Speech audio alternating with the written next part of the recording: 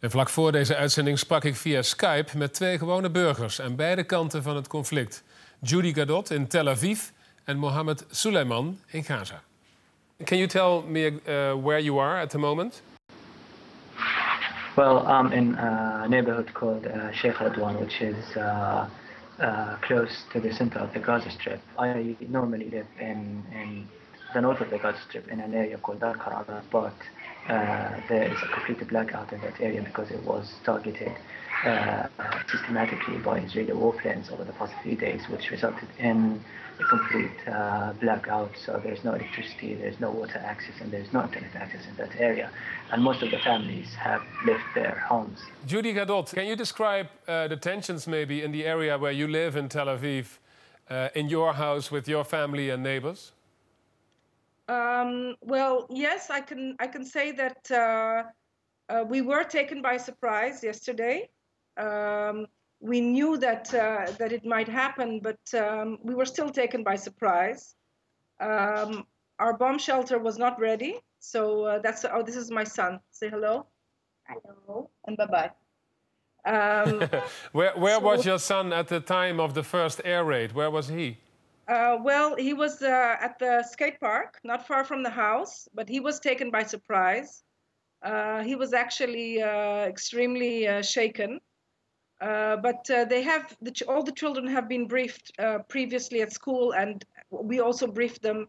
So he knew what he had to do, and he found shelter behind a wall. And he told me that he put his hands over his head, and afterwards he came home.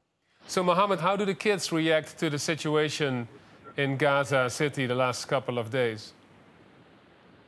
Well, I have actually to say, in all honesty, some of the kids usually cry when there are bombings, while others actually pay no attention to the bombings. Some of them, if you go out in the streets, you'll see some kids playing football in the streets, and when there are bombings, they would just carry on playing as if nothing is actually happening. So it's actually a completely miserable situation where kids actually have gotten used to bombings. Judy Gadot, could you say after 2 days that there is some kind of routine already, or is it still taking you by surprise?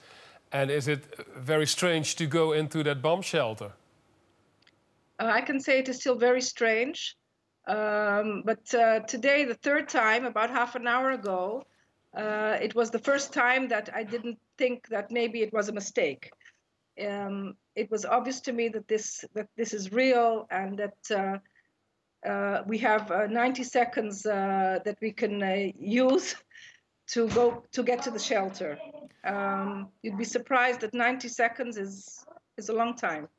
Mohammed, do you have a bomb shelter there? Can you go and hide yourself somewhere and bring yourself in safety with family members? No, of course not. Of course not. There is no place in Gaza that you can actually describe as a safe place. All places in Gaza are exposed to danger, and they are a target for Israeli bombings. We hear all the time Israeli officials talking about doing their best to avoid civilian targets, but there is no place in Gaza. I mean, in every bomb, there is a number of civilians who are actually who die or are injured by Israeli bombings, because Gaza is one of the most highly or densely populated areas in the world. Actually, I feel a lot of sympathy for the civilians in Gaza. I think all the Israeli population feels sympathy for them. We realize that they also have family and children, and their children deserve to have a normal childhood, and not be scared and go to sleep at night without being woken up at night by bombing or by an air raid, as do our children. Judy Gadot, she's almost your neighbor. She's living in Tel Aviv. She's under almost the same circumstances as you are. Hamas rockets are coming down on her area in Tel Aviv as well. Do you feel sympathy for the people who are living there?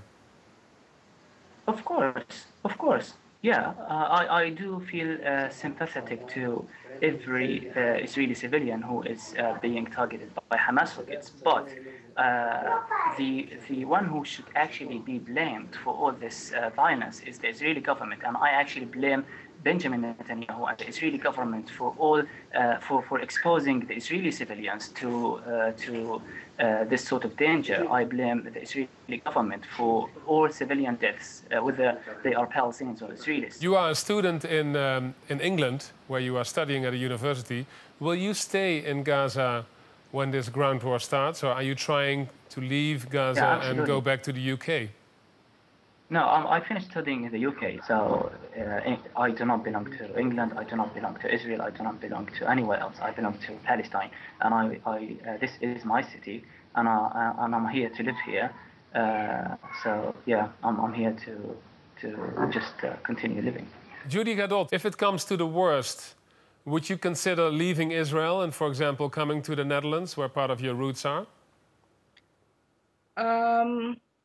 I haven't considered it yet. It would have to be the situation would have to be extremely bad for me to consider leaving the country. Thank you so much for being on our show, and I wish you a lot of strength. Thank you. Thank you very much. Goedenavond. It's my great pleasure. Thank you for having me. Dat waren Judy Gadot en Mohammed Suleiman in Gaza City.